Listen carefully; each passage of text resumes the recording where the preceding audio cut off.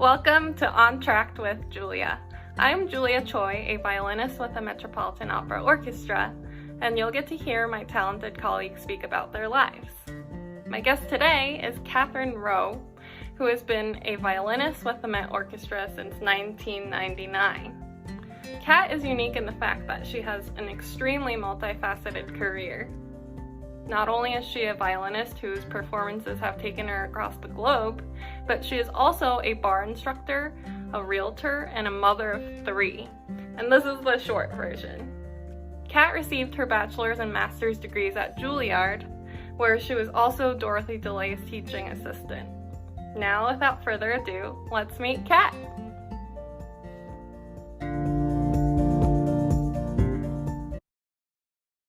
Hi, Kat. Thank you so much for your time and for joining me on this interview. I'm so happy to have you on the show. I'd love to start off by telling people how incredible you are.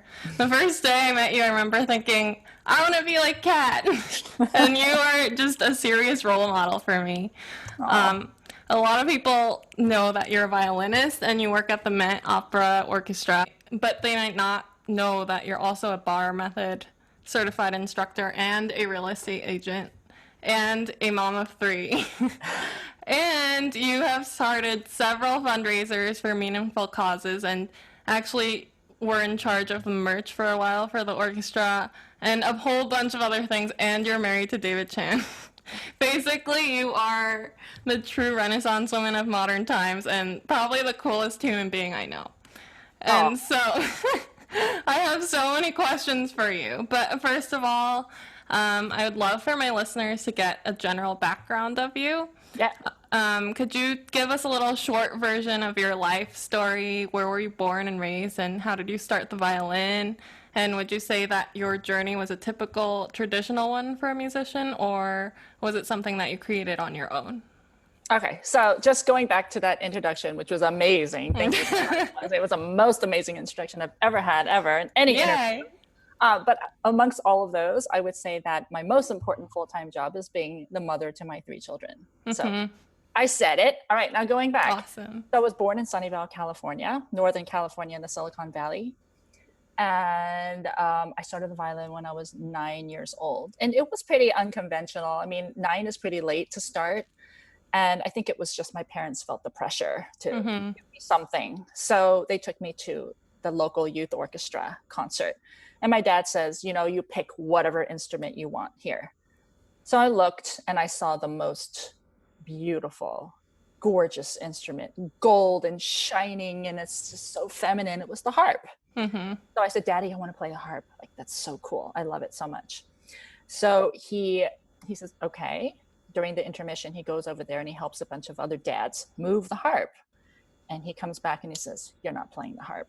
I said, it's heavy, whatever. But it's funny because now my daughter plays the harp. So I'm kind of living vicariously through her. So the violin was kind of chosen for me. And I'm going to be totally honest, I hated it with passion. I mean, how can you love those screechy sounds at the beginning? And there's so many rules. And, I didn't identify with it. So I would write a little letter. A robber. My violin is very expensive. It is located underneath my bed. Please steal it. And unfortunately, it never happened.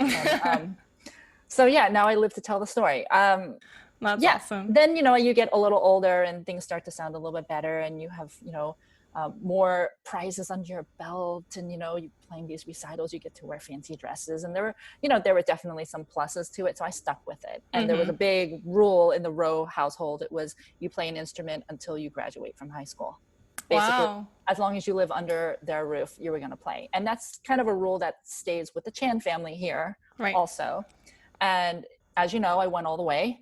My brother, however, so he was wildly talented. I mean, he played the cello and he started on the late side also, which I think was to his advantage because, he's a big boy, he's 6'1" and big hands. And I feel like he really grew into the cello and it was good that he started late. But, after he finished high school, closed up that case, put it under his bed and the end was it. So, he loves music. He just didn't like the cello. I think it just was this thing where it was a constant battle with my parents to practice and all that. So Yeah, so I was what you would call a big fish in a small town. Right.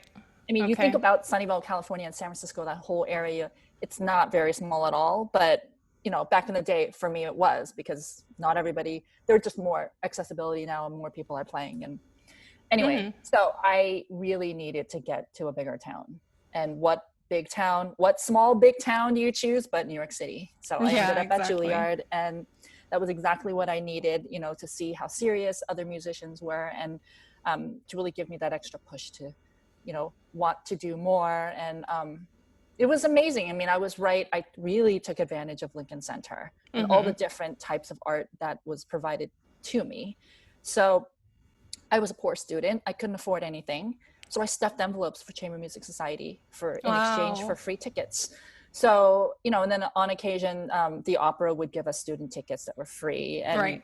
all the dance, city ballet, whatever it was. So I got to see, standing room things here and there. And it was, I feel like, the best education. I mean, I can't say more than my major instrument, but it was really eye-opening to see how somebody moves, and how somebody, going to a Mozart opera and seeing all the different voices meld together. I mean, it's very Right. unique. And I was given this amazing, amazing opportunity right, within that square Exactly. And where it's I so was. convenient because it's Yeah, right there. for sure. And I Yeah. mean, that's what I can say to all the students out there who are listening to this, is take advantage of free, take Hmm. advantage of your student discounts, take advantage of everything that is right at your fingertips. Because, in a world like today, when you don't have access live, you wish it was there. And Right. Exactly. yeah, so yeah, Wow. That's really inspiring. Are your parents musicians and that they they are make you, I not. guess they made you practice? Yeah, so my dad is far, far from a musician. He was an electrical engineer. His company that he worked for created the caller ID. So Whoa. That's yeah, so I mean, cool. I remember when he told me, I'm like, yeah, right. And also the video phone, to be able to pipe in other people in a meeting and to be able to see their faces. And I thought, okay, this is so Wow. far in advance, but that's the kind of stuff that he would work on. Yeah. However, he loves music, and he has probably the biggest LP collection that I can think of. And he loves like the bombastic, like 1812 overture, and he would just have it a full volume in the car and like roll it down Wow. the windows. It's like, you see like the cars with the rap music. My dad Uh-huh. was the one with the beats in the classical music world. And I was so embarrassed. I'm like, oh, what is happening here? But that's what I grew up with, and he loved Hmm. so much, and he was so proud that I was, playing the violin and achieving what I was achieving, playing performances and whatnot.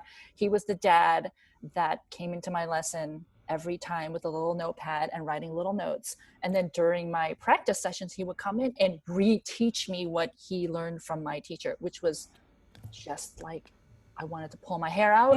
It was completely awful, but at the same time, it was nice to have a practice companion. Sometimes he would be reading his paper, and it was nice to know that there was, a warm body next to me. And I didn't need it, but it's what I know. It's just what happened. And he was never pushy. He was always supportive. Both my mom and my dad love music so much, but they also wanted me to be happy and normal and have a normal childhood.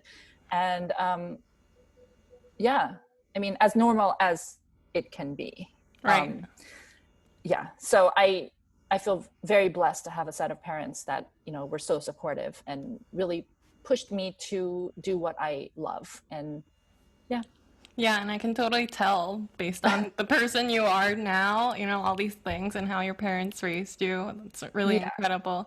And do you think that this influences the way that you encourage your kids to play music? Because all three of them play, right? Harp, cello, and violin. yes, absolutely. So my eldest daughter started off with the violin naturally because mommy and daddy play, and this is an instrument that she chose for herself, and it was so bad. I mean, I felt like a bad person teaching her, and Hmm. it just, oh God, the demons inside of me would come out. Like it was terrible. And so I said to David, I can't do this. You need to do this. So he's like, all right. So he starts teaching her. And then at some point she says to him, she says, Daddy, can I get a real teacher? And he's just like, wow. Okay. So we decided to go Suzuki after that. And she liked it for a little bit, but again, it's like, we know too much, we're like, that is just so bad. Like, Yeah. so we put her out of her misery and had her, learn something else. So I don't want her to be miserable. I don't want any of my kids to be miserable. If they absolutely hate something with a passion, I'm not going to force them to do it. I do feel like music is important, so they can choose whatever else they want. There's so many instruments out there to choose from. And Right. it doesn't necessarily have to be classical music. Like, for instance, all three of my kids play piano, but they hated classical piano. They didn't want to play another Bach invention in their life. So I said, fine. So let's, what I want you to do is to be able to sit down at the piano and play what makes you happy, whether it be jazz or whether it be a pop song or whatever it is, and not have to have music in front of you. You know what I mean? Yeah. And I want them to be able to sing and make music, and when they go off to college or whatever it is, I want that. So what I did was I hired a jazz pianist to come to the house and teach them how to read a chart, how to improvise, and it's just the coolest thing watching them. They still, to this day, I can't even say to this day because it's from now until the rest of their lives, they sit at the piano and they sing and they create and they play, and it's just, I feel like it's the best decision I ever made. And sorry, all you classical pianists out there, I mean, if my kids showed any kind of tiny little smidge of talent, I would have put them in that direction, but this was a secondary instrument for them. So I'm going to tell you, my oldest daughter plays the harp, and piano is her secondary instrument. My middle child plays the cello, and my little one plays the violin, and they all play piano. Wow. And they all sing, and they all, they love the performing arts. They love Broadway. They love music. And I am so grateful that they do, because you can't teach that, right? You can't teach love that. So, yeah. For sure. Wow. Yeah. It's hard to be a musician and keep the motivation going. And practicing really just on some days is a necessary evil, but you just have to do it. You just have to rip the Band-Aid off and do it. And my parents definitely made me practice growing up, and I feel like we kind of had a similar upbringing. And at the time, I really hated it, but looking back, I totally appreciate it now. So have you ever threatened to quit the violin? It was actually quite the opposite. It was them threatening me that I should quit the violin. Oh. And it was, my parents' MO was put your all into it. Don't half-ass anything. And, there was probably a time, I would think, in my rebellious years, which was really between age 12 to 14, where I didn't want to do anything my parents wanted. In fact, I didn't want to do anything, period. I was just in this weird time of my life where I wanted to socialize more. I was so boy crazy. Like, that's all I cared about was writing little notes. And back in the day, there was no such thing as a cell phone. We wrote notes, and we put them in the locker. So when they opened the locker, they would fall down, and there were these little love letters with hearts and all that. So anyway, I was more interested in that than practicing. So yeah, there was a time where they did that, and it was horrible, because it was something that I had strived for. And, I had gained a certain amount of technique and whatever it was. And I even knew then at that young age that there would be a lot to lose. For me to quit for a year, it's not the end of the world. I mean, sometimes it's necessary even, but I was not at that point where I really needed it to happen in order to survive. So I stuck with it. And, I want to say that we pared some things down. I still have my weekly lessons, I still practice, but maybe a competition that I was supposed to enter, I decided that I would rather spend the time to really practice a piece and, make it perfect. And I would rather present a piece to, like, my church community, let's say, for instance, or whatever, rather than something that was more stress inducing, where at that point in my life, it was harder to take for me. Yeah. Yeah. It is really stressful. I mean, it's so stressful to be a musician. And some of my listeners probably don't know that because, they're not all going to be musicians and in this field.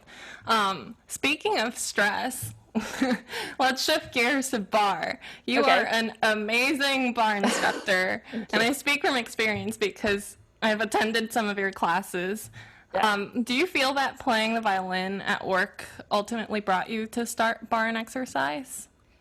It did not actually. I've tried in my younger years, I'd say in my 20s, all kinds of methods of exercise. I've tried hiring a personal trainer at the gym and really doing those, pounding exercise. I tried it hitting the pavement, running. I tried, you name it, I tried it. And I'm very weak. I have a very weak skeletal structure. So I turn an ankle at the drop of a hat. I turn a Mm. hip. I turn a shoulder. Like things pop out when they shouldn't. And this is something that has been chronic since I was a child. And, I've always needed low impact exercises. So when I turned 40 many years ago, which will be a secret when that was, but when it happened, I woke up one day and I thought to myself, oh my God, I am so unhealthy. I'm eating like crap. I mean, I was drinking soda. It was just disgusting. The types of things that I was eating. I was not taking care of myself, and I wasn't exercising. And I thought is a better time than any than to do something. And so my kid at the time was in preschool, and one of the moms who used to be a supermodel, like not just a model, but a supermodel, she asked me to come to a bar method class with her. And I was skeptical. I thought, oh God, another one of these class, Hmm. environment, whatever. And she says, do me a favor, buy a 5-pack, because that will make you not want to waste your money and it'll make you go to class. So if you hate the first class, you'll have 4 other chances to do something. And at the end of a 5-pack, if you don't like it, don't go. So she would pick me up. She really held me accountable. She would plan my schedule for me and say, this is when we're going to do this class. We're going to do it together. We did it after the first class. Literally at the end of class, there's a fan that's turned on. It went round and round and round. And I thought I was going to puke. Like it was the hardest thing I've ever done. Yeah. And I thought, I can't do this again. Like my poor body, it will take a year to recover. Like I was panicking. Then the next class I had, I guess, somewhat recovered. I was hooked starting from that second class. Like that was it. And it didn't hurt me. In fact, my wrists were so weak, I couldn't push open a door. So I would have to Wow. use my shoulder to push it open. It was that bad, which is why yoga never worked for me, because I was not limber enough to do anything. And now, now I can do push-ups on the balls of my feet, on my hands. I mean, it took a year, but I built up the strength, and it was incredible. So I found the exercise for me, and that's what it is. Yeah. Yeah, I just want to say I remember taking a class with you and vividly remember this. You caught me trying to catch a break and you're like, Julia, the hustle's on, let's go. And my legs were shaking like crazy, like this. And I mean, people who have taken bar know this, but maybe some people don't. It's really hard. It And you is. were like, that's it, keep them shaking. Yeah. Yeah, it's just very difficult. But I would say that your bar class is on a different level and probably the hardest one I've ever taken. And you definitely give your clients what they pay for. I mean, I Um, like to challenge my clients, and you know what the shake is about. It means that your muscle is worked to the point of exhaustion, and that's where you feel the shake. And you're just, we have a saying, it's embrace the shake. As yeah, you hold on to that shake, you hold on to that muscle, and things are going to start to happen. So yeah. So when I see people like, oh, I can't shake, I can't, whether they're embarrassed or whether they can't take it anymore, I'm going to call you out. I'm going to say, the shake, because it'll only does your body good, right? yeah, So yeah. exactly. Yeah, bar is incredible and everyone should try Kat's class. Um, and then your third job, what gave you the motivation to start in real estate? So real estate really has nothing to do with any of my musical endeavors or anything like that, besides helping out my friends, find a house and whatnot. Basically, the reason was David and I were looking to build a home. We felt like it was an economical way of doing things, and building a home really to our specifications and to our needs.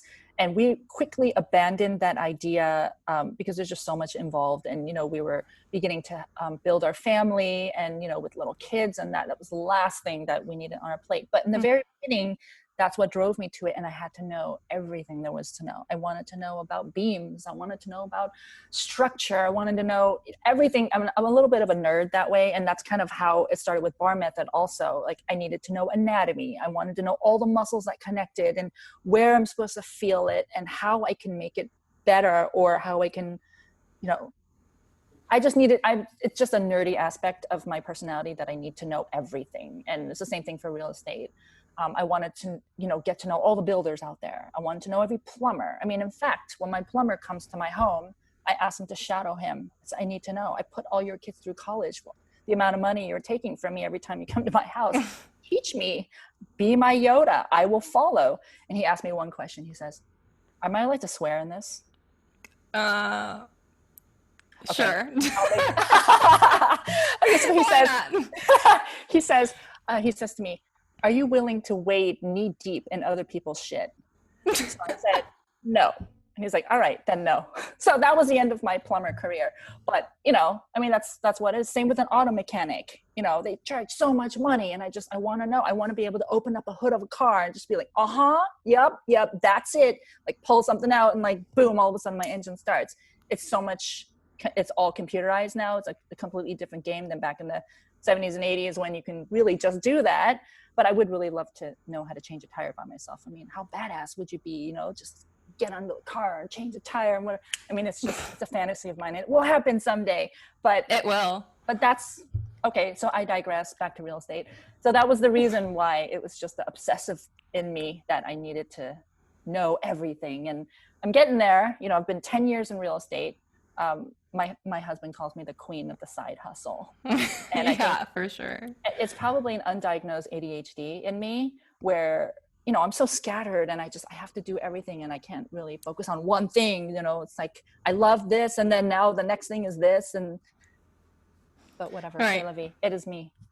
But that wouldn't be so fun then. I mean, that's what makes you so interesting and so inspiring. And so this leads to the next question I have for you. Every time I look at you, how do you juggle all of this? I mean, we have such a pretty insane schedule, and I'm barely hanging on at the Met when we were playing, and I can't fathom how you managed to do all of this. And so could you give us like a little rundown of what it's like on a typical day if you're working? Oof. Okay. So back in the day when we were working, I would get up in the morning. David is the morning guy. So he does all things morning. That means getting the kids food, getting them dressed, all the other stuff that comes with it, like brushing your teeth and all that kind of stuff. I mean, I'm not going to give those kinds of details, but getting them prepared and getting them off to the bus, or if he has to drive them to school, that's on him. In that time, I exercise. If I don't start the day with meditation or exercise, I'm toast. I mean, you will see me rage so hard. Like, it's not good. Like, you don't want that cat. So he knows this. And it's part of the success of our marriage is that we're able to understand each other's needs and, help out and be supportive. So that's what I do in the morning is I have to have at least an hour to myself where it can be a mixture of meditation and exercise and stretches, or just exercise or just meditation, or whatever it is. I take that 1 hour in the morning to do that. I take a nice long shower. I put my face on. I do what I need to do. And then I'm ready to battle the day. And the day is chaotic, let me tell you. Mm-hmm. I mean, it's bad enough with 3 kids, but once the kids are off to school, the house is quiet. And that's when I get my best work done. If I have to, if I feel like I want to warm up my fingers a little bit before rehearsal, I'll do it. But, generally I find that in a typical day, I play so much, between the rehearsal and the performance. I mean, you could be playing upwards of 6-7 hours a day and, you want to also rest your body. So then during the time I'll prep for dinner, whatever it is that needs to be done before I go to work. And then then right after that, David and I hop into the car and we go to work. And that is the time where we have together. There's no kids, there's nobody to interrupt us, no manager, no colleagues, nothing. And we talk about all kinds of things, life, whatever, schedules, kids' schedules, we bang it out. And, the drive is, anywhere between 30, 45 minutes to get to Lincoln Center. So we have that concentrated amount of time to bang out whatever we need to bang out. And it's great because it's both there and back. Wow. The only thing that throws it for a loop is Greg Zuber, who is our beloved colleague. We love him so much. And sometimes he drives in with us, in which case sometimes he's in on it. He's like, oh, well, So, having a car, like having the carpool is so economical and less on the carbon footprint. So we really are very strong believers in that. Yeah, wow. We try to do that as well. Kat, you should start your own podcast about I would love to be curious about, the conversations that you have in the car. Oh, That'd be so ask Greg. fun. You should interview Greg next and ask, what are the Chan household conversations? You'll have like 24 hours of podcast, let me tell you. Oh Then my we get to God. work, we have the rehearsal, and then after rehearsal, it's a mad dash to get to school to pick up kids, get them settled. They're pretty self-sufficient, especially my middle child. Like he can basically rule the household if David and I were not home. They find their own snacks, they get to work, they practice, all that stuff. But we're basically there to make sure it happens if it doesn't happen. And then of course, I like to cook nutritious food. I don't like to do takeout so much. So that's when I do the dinner prep. And I'm just there for the kids if they need me. And same for David. I mean, David tends to teach a lot, so he maybe won't come back with me to New Jersey, and he'll stay in the city and he'll teach across the street, something like that. But then if there's a show, then I have to get ready. So eat quickly. Our family dinners are very early. They're usually about 5 to 5:15. And the reason for that is I feel like it's very important for us to sit down as a family. It's the only time in the day where all of us can congregate in one place. And there are a lot of times that David doesn't make it, or, a lot of times he tries to make it, but at least one parent is there and sitting with all the kids. I feel like it's so, so important, both to see how they are doing nutritionally, because I want to see what they're putting into their bodies and how they're eating, how much they're eating. And then also just to talk about their days. And I feel like it's important for you to actually talk about it, let it out. If something's bothering you, talk. I want to hear about it. Even if I can't help you, like, I just want to know what your thoughts are. And it's been really good for them. And for us as a family, then I go to work, come back. And for me, I can sleep at the drop of a hat. I don't need to unwind. Yeah. I don't need to, David takes a little bit longer, but I'm just head down the pillow. Bye. See you next 7 hours, whatever it is. So yeah, that's my day. Now, when there's bar method, the bar method classes I teach before work. So I usually will teach an 8:15 class. It's a 45-minute class. And then I'll usually shower before, and then I, then get to work. So I'm an early riser, definitely a morning person.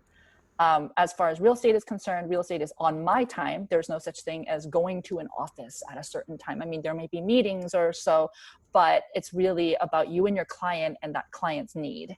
So because a lot of my clients do come from the city, most are musicians, a lot of them being conductors and singers, and my colleagues, I know their schedule, I know their needs, I know, so it's been really great to work with people where I know their line of work and where their income comes from and what kind of a house they're looking for and whatever. And it's nice because some of these people I didn't know so well, and I get to know them, and we're, lifelong friends now. So Yeah.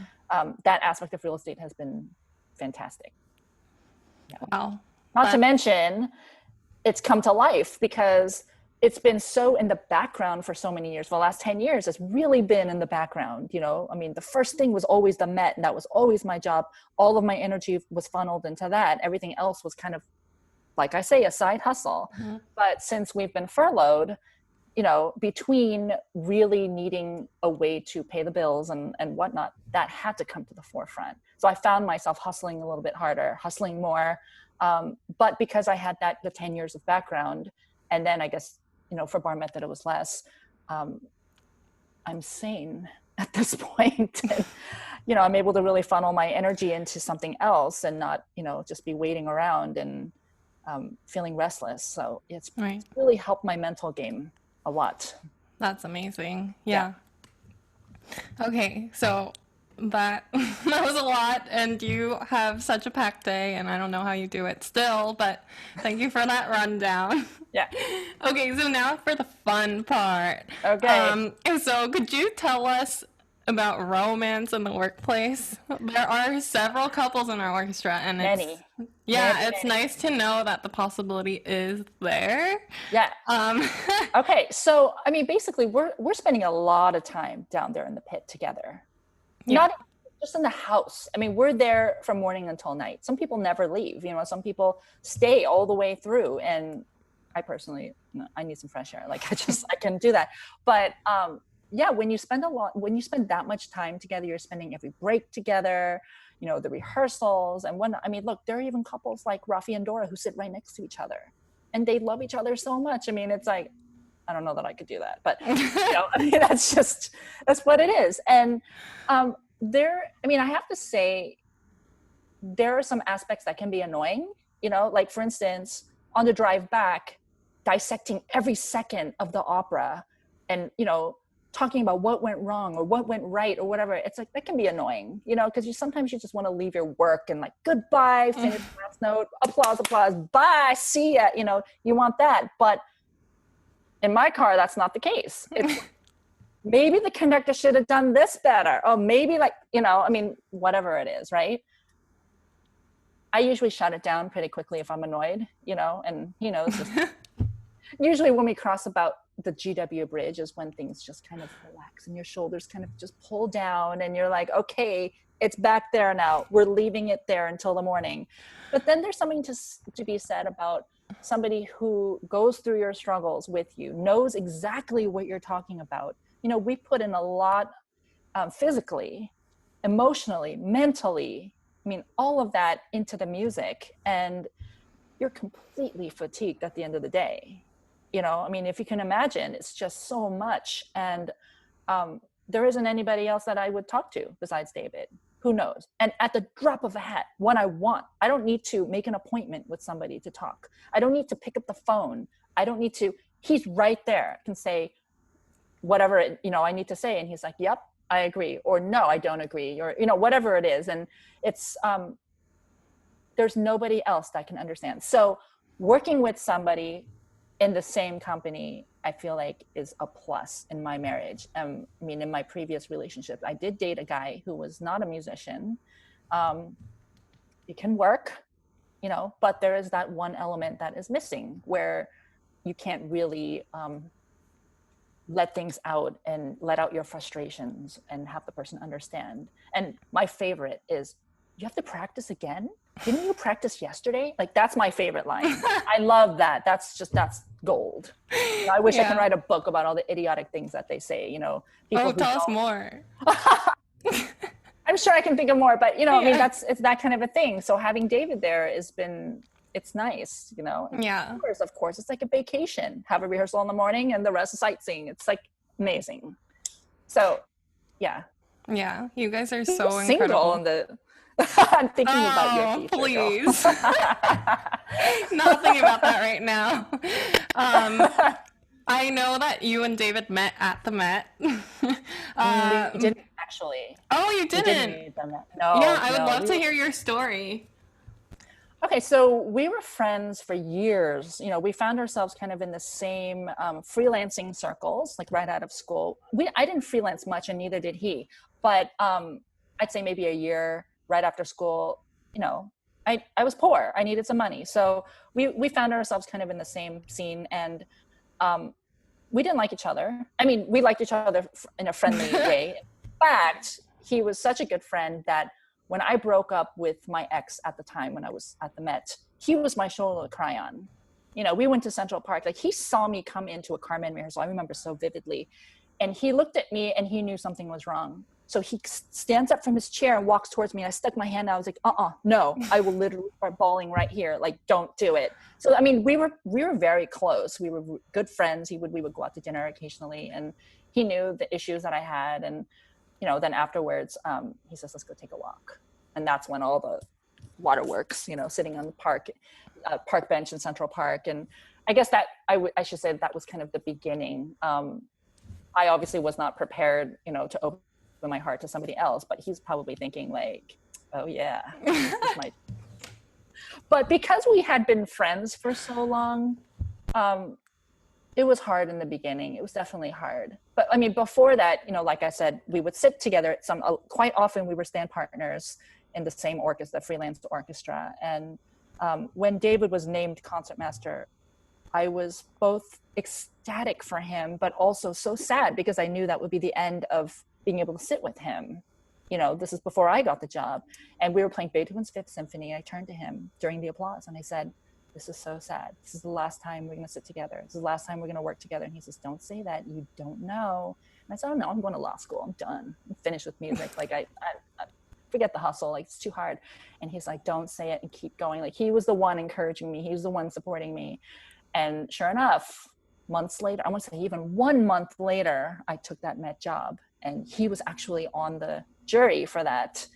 And Wow. so anyway, the rest is history. So yeah, romance can work, but when it doesn't work, it sucks. And it didn't work for 2 days for us, where I had a little freak out session because we were such good friends. I thought, oh my gosh, what if we break up? What does this mean for our friendship? So I panicked and I said, we can't do this. I have to have you as a friend for life. Like, I am not willing to risk our friendship for a romance. Like, I don't know if this is forever. And it was so early on in our relationship. So we broke up. And that opera that night that we were playing was Parsifal. And if you know Parsifal, that's 5.5 hours. I mean, 6 hours if you have a certain conductor conduct it. I mean, it's just long. It's great, but it's long. And it's long when you have a broken heart. I mean, it's interminable when you have a broken heart. So during one of the intermissions, I noticed one of those Rachel notes, and all the Met people will understand when I say Rachel notes. It's that note folded in half, taped to the locker room, right, with my name on it. So I open it up, and it's a note from David, and it says, life is too short. So needless to say, we got back together, and the rest is history. Got married, had 3 kids, and here we are. Wow, that's awesome. That's such an awesome story. That rarely happens, so I'm really glad that you guys. It doesn't. Look at all the girls that sit next to me. They're all married to someone in the house, right? That's true. Look at Sylvia and PJ. Look at Kat and Dove, Rafi and Dora, Nancy and Lee. I mean, I could go on and on and on, like go down my section and like boom, boom, boom. Like they're all, a lot of them. Yeah. But you and David both play the violin. So Yes. How do you feel being married to someone who plays the same instrument? Okay, so one of my rules for dating back when I was in my 20s was I will not date a musician. And the reason why is just because I set my standards for myself very high. And when others don't, meet that standard, whether it be in a practice session or whatever it is, like the time that I need for me, it's hard to coordinate, and I just find that, musicians are very sensitive, and they're just a different breed. We are a different breed. Sometimes we can be difficult. You know what? Yeah. I can be difficult. So I mean, I tried not to date musicians. It happened, and, some of them worked out and whatever, but that was just a rule. So when David came along, he broke every rule. The other rule in my book was I wanted to date someone taller than me. Well, that didn't work out, did it? So anyway, I think that just because he's just a friggin' rock star, that he's just so dedicated, and it just defied all rules.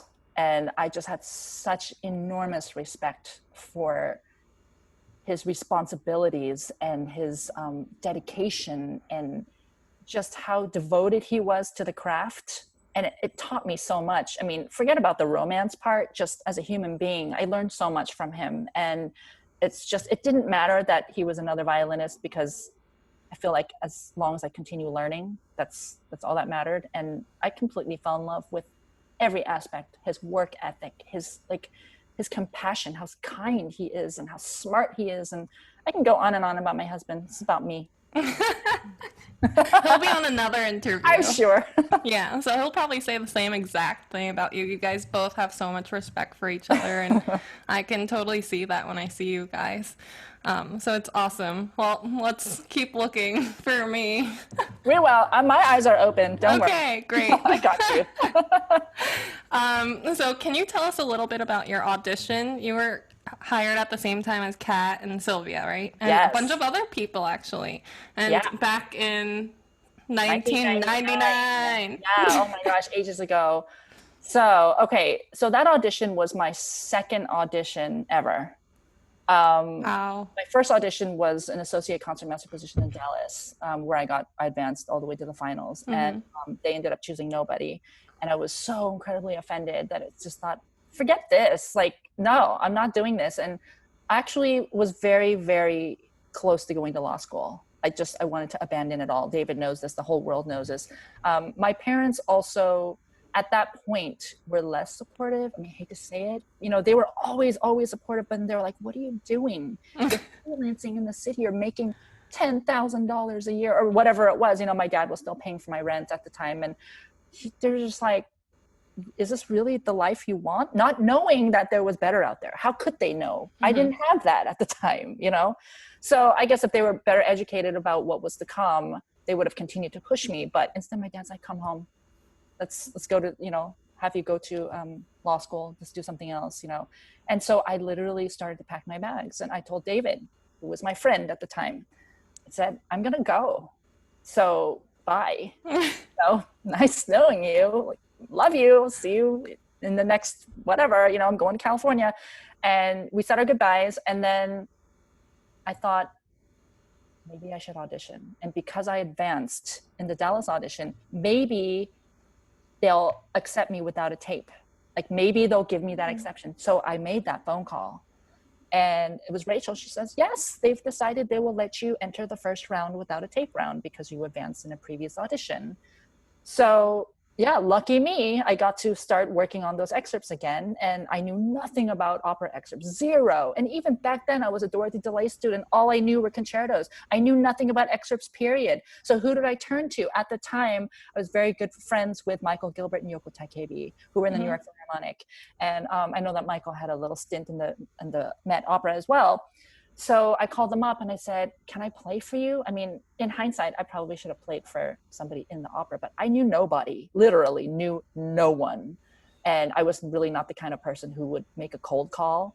I mean, now it's so silly. Now, of course you make a cold call, right? But that just wasn't me back then. So I played for them and they would tag team on me. I mean, it was fierce, and it was not even about the excerpts. It was about violin playing. Like, you need to play the violin well. And that's what it was. And I mean, the rest is history. I won the job and I probably was very, very green, They made me redo a lot of things. A lot of the tempi were not right. A lot of the phrasing and, whatnot. So I learned a lot from that audition just as to how to prepare for an opera audition, I happened to win, but now that I think about it, I cringe so hard thinking about how I must have played some of those excerpts. And like, I want to say that the Mozart Figaro excerpt, da da da da da da, I played it on the string. Oh. What? They asked me to shorten it up, of course, needless to say. But I mean, it's just stupid stuff like that. And so yeah, I would have changed a lot of things, but at the same time, it doesn't matter now. I was in, But there's a lot for me to say to incoming violinists, and that is, you need to study the excerpts. Yes. You need to know what's happening around you. You need to know what's happening upstairs, up on that stage. You need to hear that. And, it helps to know the story. It helps to know your environment of what you're playing, especially in a second violin accompanimental figure. You want to know what it is. So yeah, it was a long time ago. So this would have been... This last season would have been the end of my 20th 20 season. years. 20 years. And I feel crazy. so gypped because I was almost 2 months shy of being 20. So what does this mean? Does it mean that I owe them 2 months in order to achieve my 20? Or this doesn't count? I mean, I don't even know what that means. And I mean, so it's like the girls that I came in with who were like my lifelong friends, are like sisters to me, Sylvia and Kat Fong. In fact, we have a little name for ourselves, and I'll tell you. Ooh, what is it?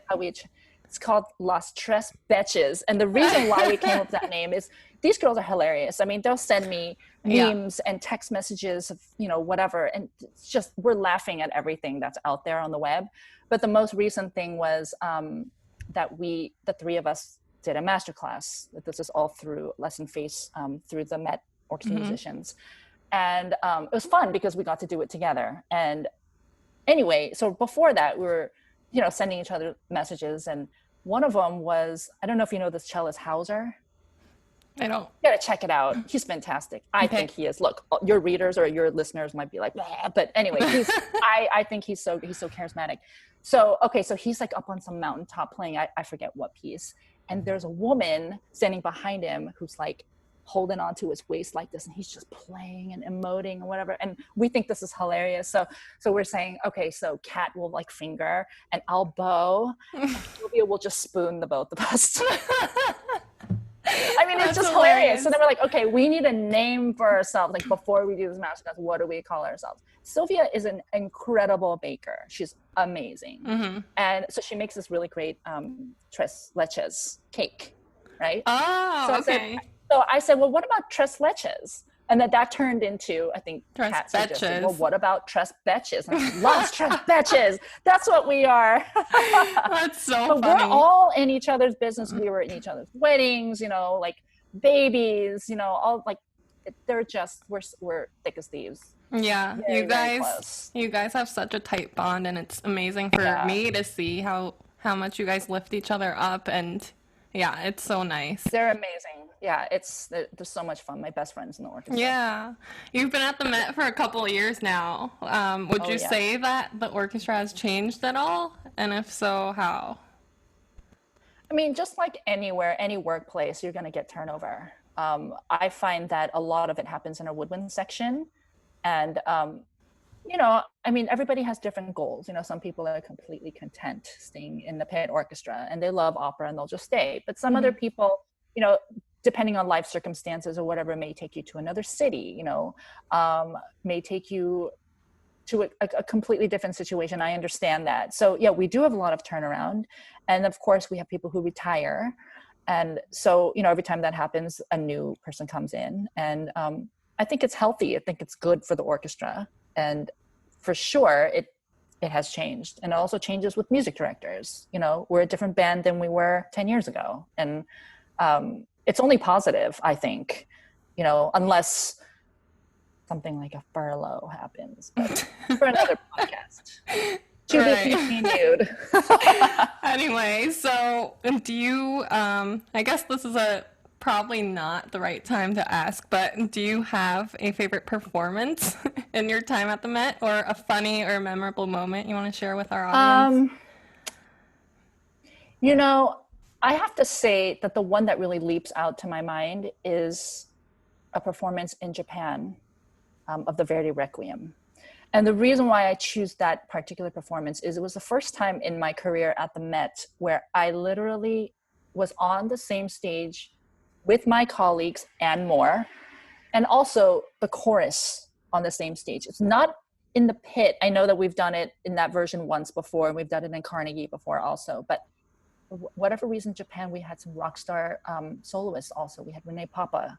We had, at the time, I believe it was Renee Fleming. And I want to say in the pit, it was Barbara Frittoli. So maybe I'm mixing up two different things, but Barbara Frittoli, my goodness, she's just amazing.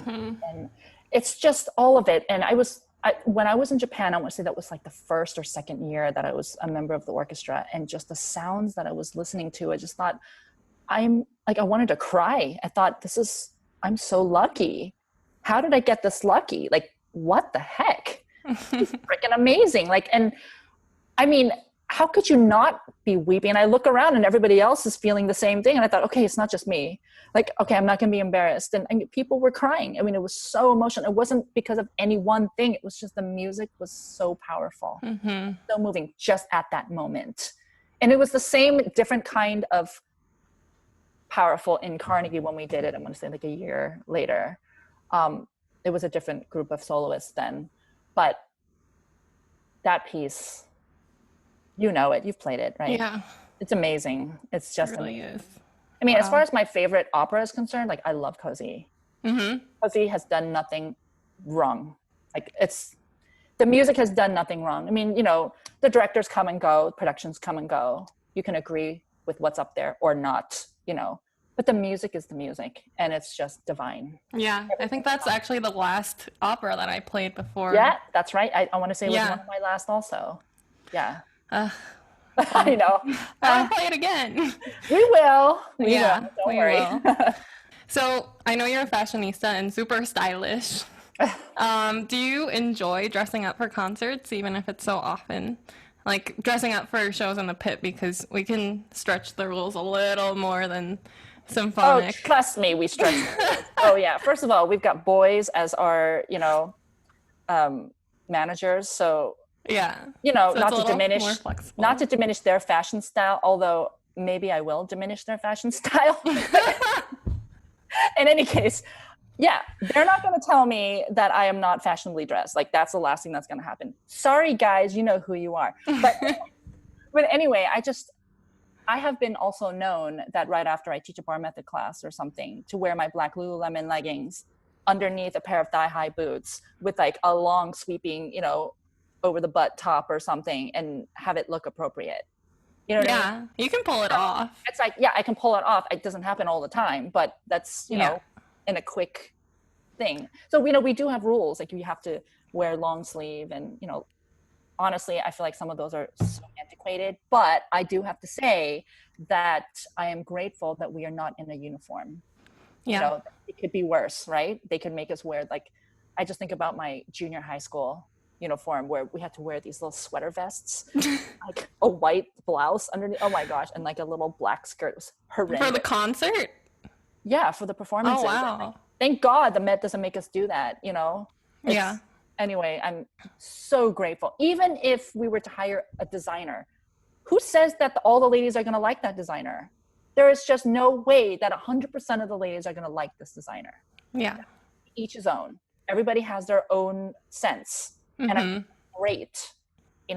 I feel like abiding by the rules is something that you should do, where the men are in tuxedos. If you think about a tuxedo, it's really, besides wearing tails, the most formal a man can get. So are you going to wear black jeans and sneakers? No. I mean, do you look super cute in jeans and sneakers? Yeah. Would I like to wear jeans and sneakers? Yes. Would I like to wear 4-way stretch yoga pants down there for a 6-hour opera? Hell yes. But the rules. Yeah. But you just have to be smart about it, and it's fun to get creative a little more. Sure. Oh yeah, and trust me, like I love my Louboutin shoes, and I love my, I'm such a girly girl. I love to get dressed up and whatever. But I have to say that in my regular life, I tend to shy away from black because I'm wearing black so much in the pit. So, I just try to liven it up a little bit more. Yeah. My everyday clothes. I used to wear black all the time, just all the time. But now I'm trying. Well, clearly I'm wearing black again today. But... I'm patriotic. I'm Ray White. Yeah. Go America. America. Yeah, exactly. You are one of the strongest women I know and a mother of 2 daughters and a son. Do you have any advice and words of wisdom, especially for all the ladies listening to this interview? Oof, that's a loaded question because different parenting styles. And, for me, I have to say that I've had a lot of challenges, especially over the last couple of years, because I do have a rising teenager. And as long as you keep an open line of communication, and that is, I don't like to use the word never in my home. And I also don't like to use the word perfect. I feel like those are the 2 bad words in my home because back in the day, I'm going to admit right now here in front of all you people, I was what you call a tiger mom. It was very important to me that the kids brought home good marks. It's very important to me that that they socialized with their friends and, that at least the perception was nice, except, things don't go your way all the time. And this is what happened. And this is just about awareness about mental health. I feel like it's so important for you to clue in on mental health. And that is at this point in my, in my parenting life, the single most important thing. And if you cannot clue in on those signals, things can go south really fast. And mental health is just like anything else, like if you have a heart condition, you're going to take some medicine. If you're sick, you're going to, you want to get well. It's the same thing. And that's something that was, at the forefront for us, for our family last year. And once we addressed it, things are so much better. I mean, it's like a complete turnaround and you see it. And it's like, you see it in their nature. You see it in their personalities. You see it in how they react to you and how, it's just a game changer. And that I feel like mental health is still in my culture, the Asian culture, very taboo. Like if you were to bring that up, let's say to like my relatives, whatever, they would say, oh, go to church, pray it off, but it's like, no, people, no. And I love my daughter very much. And she needed something that I could not give her. And luckily, she goes to a fantastic school with educators that are fantastic. and they're the ones that brought this to my attention. And I kind of saw little signs here and there, but I wasn't sure if she was just like a moody teenager and, whatnot. But they were like, you know what, Mom, she's smart, but look at what's going on here. Something needs to happen. Perhaps you can do this. And instead of freaking out saying, how dare you tell me that my child is less than perfect, we were concerned. Like, we were like, yeah, this is weird. And sure enough, she was diagnosed with ADHD. So that explained a lot of the issues that she had with concentration in the class and, whatnot. And we, once we were shown the right way, that's what it was. Sometimes it's trial and error. Sometimes you don't meet the perfect, I said it, perfect, therapist or whatever, and you try here. And it's like a shoe, right? Not every shoe fits. Sometimes it's tight on the ankle, and sometimes, but it's the same thing with therapists. And when you do meet somebody, you hold tight onto them. It's like nannies, treat them like family. All right. Anyway, so yeah, that's a long-winded thing, but that's me currently. If you were to ask me in 10 years, it'd be something different. But yeah, for me, that's important. Right. Mental health is really important these days, especially these days. So, for sure. Awesome. I think that's it through my questions.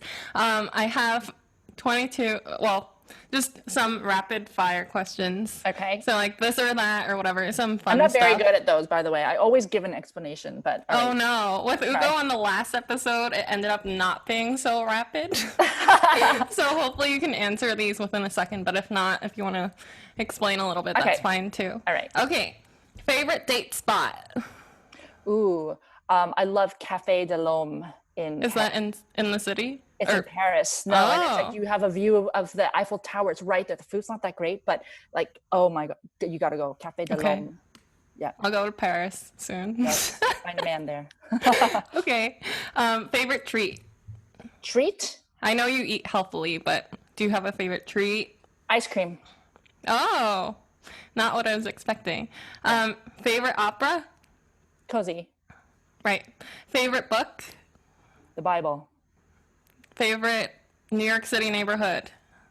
Ooh, there isn't one. There are little pockets. Like, I like the NYU area. I feel like you're in a different world. There are little pockets like right outside this one restaurant called Otto. You could be in Europe, called streets, and like, it's just, you're in a different era, different neighborhood. Huh. Okay, I'll have to check it out. Yeah. What's your double show ritual? Do you stay in the city, grab food, or take a nap? Because I know you commute and it takes a lot out of you too. Okay, so my husband's answer will be I come home and I take care of the kids and I cook a really yummy dinner. My answer would be stay in the city and shop till I drop. Not always goes well with David, right? Oh yeah, don't tell him I said that. Okay, I'll probably listen to this. Favorite bar move? Ooh, arabesque. Oh. It gets the corner of your seat, really, like the gluteus medius area, right where the hamstrings and glute meet, right there. The dancer's dent. That's what I aim for. That's so hard. One new thing you did during quarantine? I took a photography class. And Ooh. Certificate, whatever the heck that means. I mean, by no means am I a photographer, but now I can tell you all there is to know about shutter speeds and apertures and all that good stuff. That's awesome. Yeah. New side hustle. New side hustle. Row to cat row. Oh, photography, yeah. yeah. That's what I meant. Favorite restaurant in New York City? Little Owl, down the village. I think I've been there. What? It's right across the Friends building where they film Friends. Okay, I'll have to look it up later. But yeah, really it seems very familiar. Favorite coffee shop in New York City? I don't drink coffee, so. Oh, right. Zero. You're a tea person, right? Yeah. Okay. Favorite site for tourists to visit in New York City? I have to confess, I've never done it, any of that. Like, I've never done the Empire State Building or Statue of Liberty. I mean, there was one time when I went on the free ferry, and it took, 10 minutes to go back and forth and, like, wave to the Statue of Liberty. It was so lame. But that was it. I would say the World Trade Center, because we must never forget. Yeah. Yeah. And that's coming up. Yeah, it's really soon. Favorite cuisine? Japanese, because I love sushi, I love ramen, I love yakitori, I love like teppanyaki, all of it. All of it is good. Wow. Is there a favorite is there a favorite place that you love to get a quick bite near Lincoln Center? Oof. I love the Smith. They got the best candied bacon if you ever go for brunch. Yeah, it's so good. PJ Clark's has a good burger. Oh my All God. of them are pretty good. Yeah, they're all good. Empire Szechuan, really good ginger chicken. Um, Magnolia Bakery, grab a quick cupcake. Yeah. Favorite hall that you've played in and loved the most? Hall. Okay. So here's my thing. This is not a rapid fire at all. This is a very long-winded explanation. Well, yeah, it's okay. I mean, look, I can give you the generic. I love Carnegie Hall. It's acoustically perfect. Like, I made it there. Like, I could do that, but I'm not gonna. Honestly, the true me. One of my best memories is playing in this place called the Abbaye des Saints-Vivants. And it's the ruins of a 13th century monastery. And my most vivid memory of this was my quartet was playing the Janacek string quartet, the Intimate Letters. And just, if you're looking at like the jagged edges of like the rocks that were damaged or whatever, and against like the beautiful rolling hills, it's like the picturesque backdrop, it kind of it's along the same lines of that Janacek string quartet that we were playing. It's all about textures, ugly versus beautiful that happens simultaneously, like, a beautiful melody with an underlying ponticello, that type of a thing. And so playing that piece in that setting where there was like no more than 50 people there, very, very intimate. You can hear a pin drop. It's just, on that same performance, we played a little scene from Othello with Leah Hawkins. Wow. Who was a young artist at the time.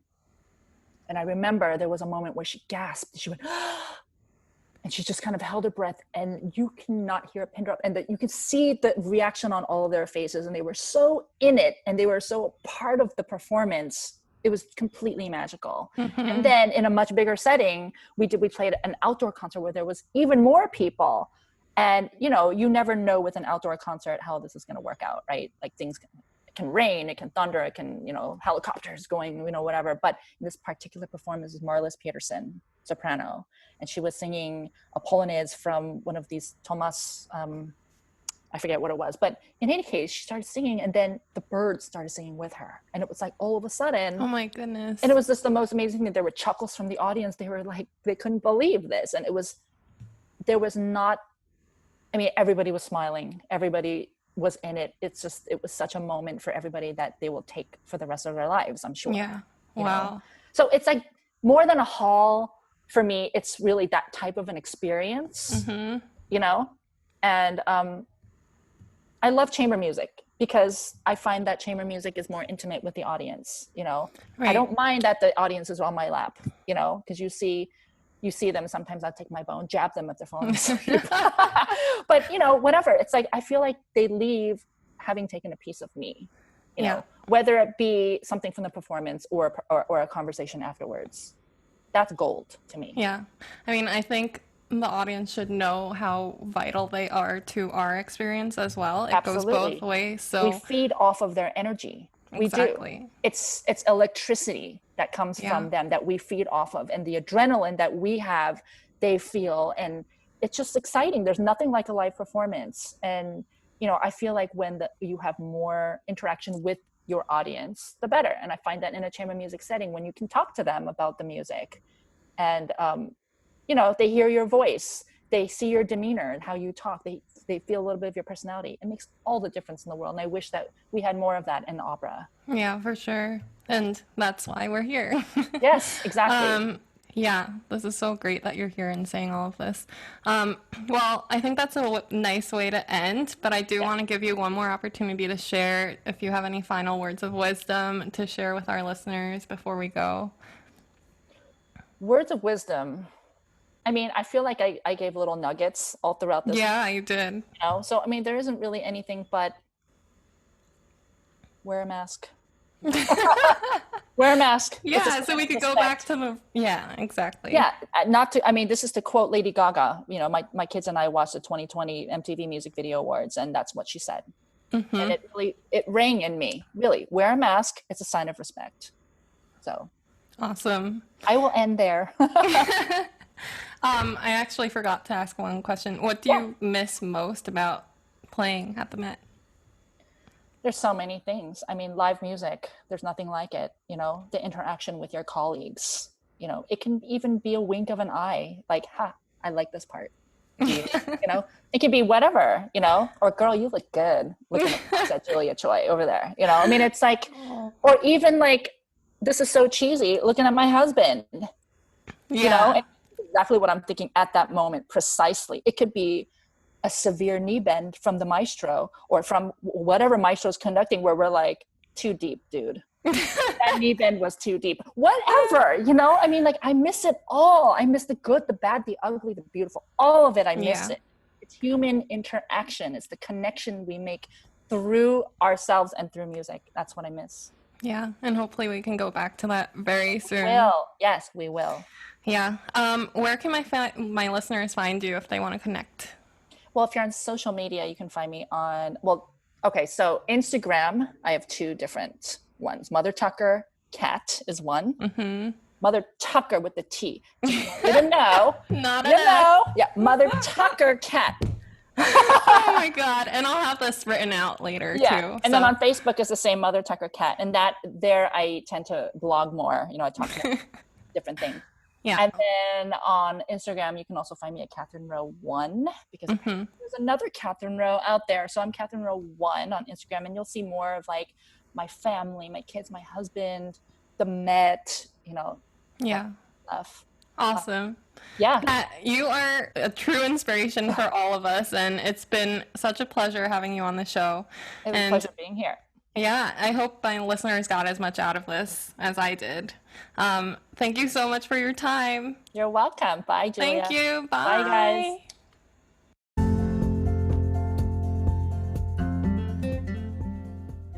This has been Entr'acte with Julia. I'm Julia Choi, and my guest today was Catherine Rowe, who is a violinist with the Met Orchestra. I hope you had a great time learning a little bit about Kat. You can connect with Kat on Facebook or on Instagram at Mother Tucker Cat. Stay tuned for more conversations with my colleagues. If you made it this far, I would really appreciate it if you could hit the like and subscribe buttons, share with your friends, and leave a review. Thank you so much for listening. Till next time.